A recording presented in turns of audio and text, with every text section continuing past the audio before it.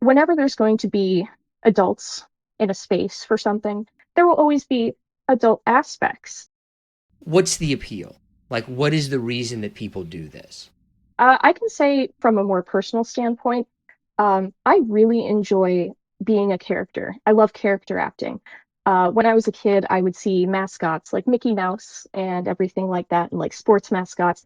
And I loved how happy they made crowds of people. Like it, just seeing them, just express themselves and have fun, it makes everybody around them really happy.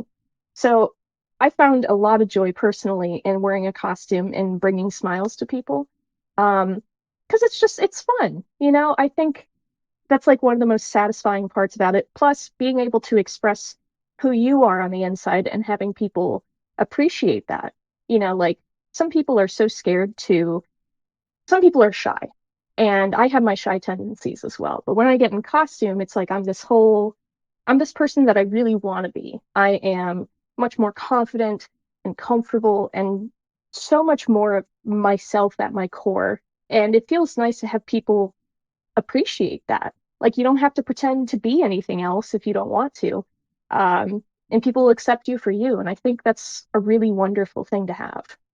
Is it a sexual thing? Is it a lifestyle thing? Is it both? Like, where would you kind of categorize this? So for me, it's it's just another hobby, you know. The way it becomes a lifestyle, so to say, is because of what I do for a living, which is making the fursuits.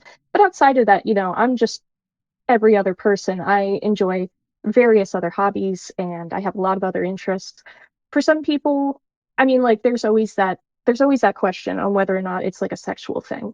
And I think when you really delve into it, it's whenever there's going to be adults in a space for something, and this can be any community, any fandom, there will always be adult aspects, and I've always had like the principal belief of like if you're a consenting adult and you're not hurting anybody or yourself, I don't really care what you're into.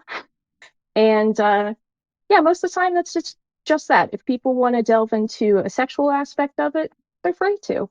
Um, and if they want to keep it more safe for work, more, not sexual, that's perfectly fine too. And I think that being able to explore whatever side is kind of a nice thing to have when, the furry space is actually, it's a pretty queer space, LGBT plus safe. And for people to be able to explore parts of themselves in that space, it's a really safe space. So you knew these were going to be coming, right? Yep. Um, do people have sex in the suits? Do they have sex outside of the suits? How does this kind of work? Yeah, I know that these are the questions.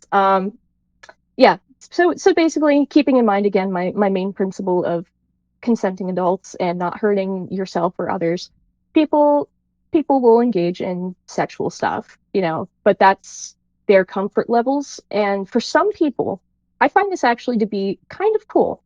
So as a fursuit maker, the fact that somebody will wear a suit and feel like sexy attractive is the biggest compliment I could ever get. Like, I made something that makes you feel good and sexy. Like, that's awesome. Hell yeah. So if you want to do the things and stuff, you can go do the things and stuff. It ain't much my business. But as the maker, like, then how do you design? Like, So there's a hole or a zipper or like, there's different things that people can do. Like from what I understand, there's uh like zippers that can be added and stuff like that for people who want to engage in that side of it.